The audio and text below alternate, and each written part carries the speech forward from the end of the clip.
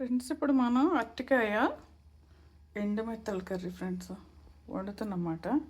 కర్రీలాగా first ఇలా కడాయి తీసుకుని కాస్త ఆయిల్ పోసుకుందాం.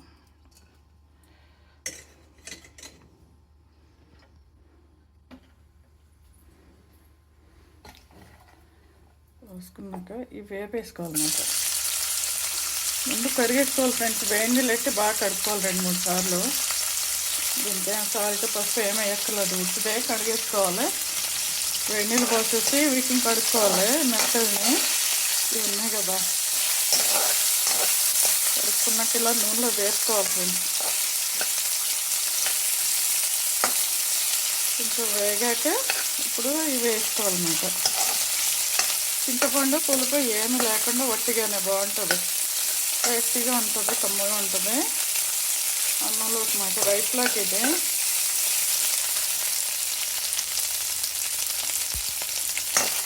కొంచెం దోరగా వేగనిచ్చాక అప్పుడు వేసుకున్నాము. మీకు ఈ ఎండు మెత్తలు అంటే మీకు ఇష్టమా? అది కర్రీ ఏం లేనప్పుడు ఇలా మెత్తలు వండుకుంటే బయట నుంచి తెచ్చుకొని టైం లేనప్పుడు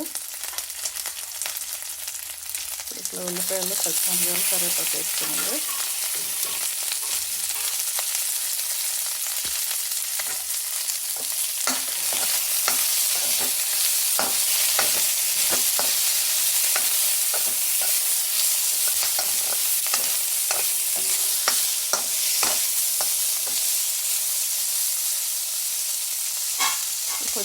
కొంచెం వేగాక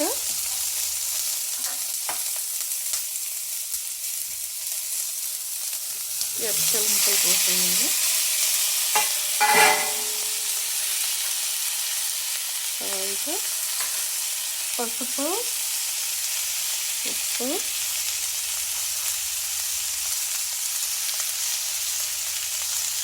కారం, దీనికి సరిపడ కారం,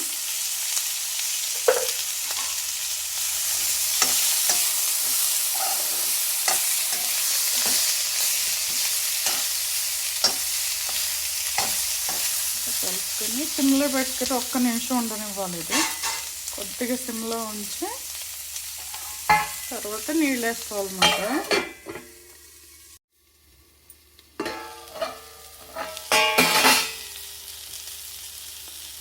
దీంట్లో నీళ్ళు పోసుకోవాలి ఫ్రెండ్స్. ఇట్లా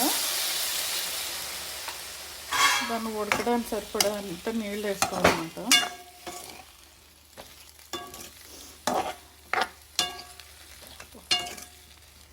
ఒక 5 మినిట్స్లో అయిపోతుంది ఇది కర్రీ.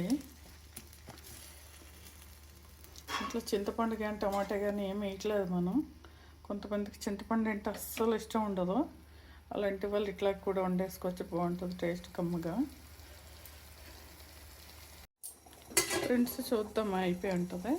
అయిపోయింది, కర్రీ రెడీ అయిపోయింది అన్నమాట. అరటికాయ విత్ మెత్తళ్ళు, ఎండు మెత్తళ్ళు దీన్ని సర్వ్ చేసుకోవడమే.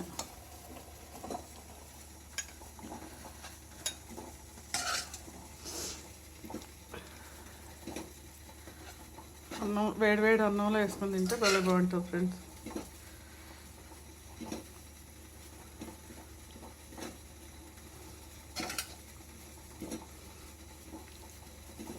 మీ లంచ్ అయిపోయింది, అన్నం తిన్నారా? ఏం కూర ఫ్రెండ్స్ మీదే?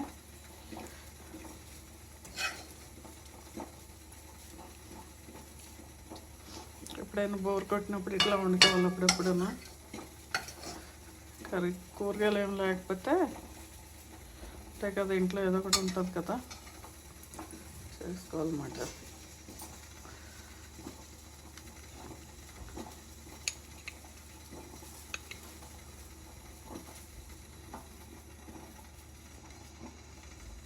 చూసారా బాగుందా?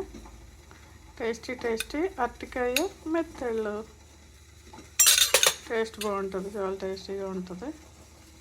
వీడియో నచ్చితే లైక్ చేయండి, షేర్ చేయండి. Thank you friends.